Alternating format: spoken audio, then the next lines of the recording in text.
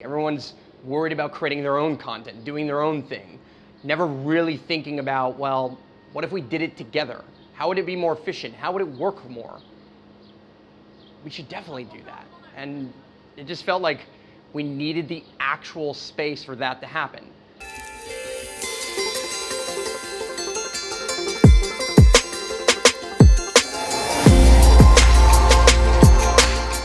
So when we walked into this space, I knew it had potential, but it definitely needed, well, some work. So the Storytory is short for Story Laboratory, meaning anyone who wants to create a story, whether it be written or video or podcast or music. So first thing we had to do is set up this camera wall over here. I didn't want any barriers. I didn't want to have to pull up tripods or turn on lights or set everything up all the time. I wanted it to be ready. Not just for me, but for everyone. Well, the way that I would describe the Storytory is a creation station. What I really love about it, what makes it special to me, is the easiness of creating content right on the spot. There are so many ways in which I get inspired on the day-to-day, and if there's too much lag time between the idea and me actually being able to be behind a camera or a microphone to share that idea with the world, that gap is really what kills authenticity of creation. So we're going to replace the shells here with something a little more decorative. So the face is actually thicker than the whole tablet. So we can put an LED strip, and we're going to paint the back white. It's going to reflect the light and going to make for a good display for the equipment.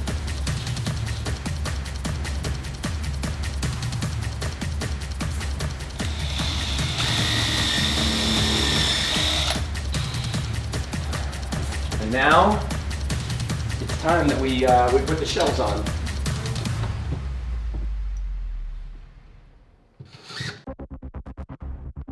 To me, the place I'm in, the energy, the feel, and kind of the visual expression of it is really important to me.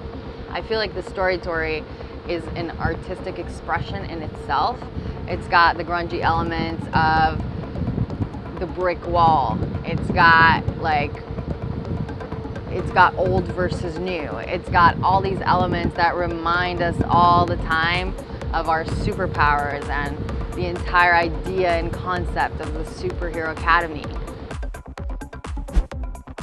Now, speaking of looking beautiful, well, when people want to come over here and film a course or create something, they have to look in the mirror. And let's be real, the mirrors here just weren't cutting it. These little round things are above the sink. Yeah, we need full body. We need to be able to see the entire getup. Not that I pay attention to that really, but people do, and that's important for a studio space, right? Even if it's like quite a simple project, it was super rewarding as a context, an environment, and I'm very grateful for getting to work with Mark always. I'm very thankful that I get to do something that I love, and in the meantime that fulfills this deep longing for human beings to leave their mark on Earth. And of course, one of the things that we wanted to represent is the ethos of this space. If you aren't aware of this, there's a blank wall here. Hold on.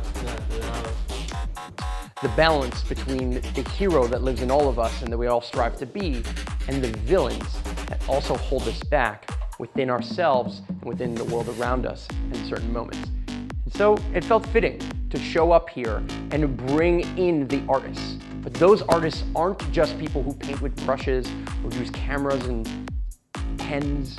They're also people who build with their hands. Thanks to the Storytory, I'm able to connect with individuals with incredible skills. I did have a team in mind to some degree. I definitely knew I wanted certain setups, certain sets to be ready. I didn't really know who would join, but I figured a few usual suspects would show up.